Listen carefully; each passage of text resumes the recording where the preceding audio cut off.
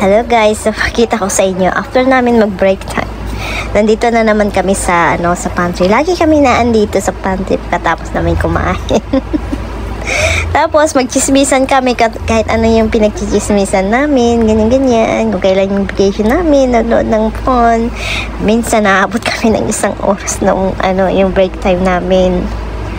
Tapos dito nga pala sa office guys, pag yung misis nila mga anak, pag lalaki, namimigay sila ng chocolates. Pero pag babae parang hindi sila namimigay ng chocolates. Usually sa mga misis na ng anak.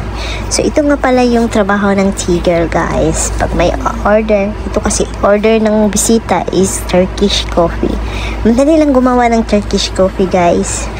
Powder lang yan ng Turkish powder, tapos papakuluan mo lang, lagyan ng tubig.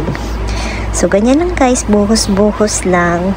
Tapos, yung linisin bago i-serve sa bisita.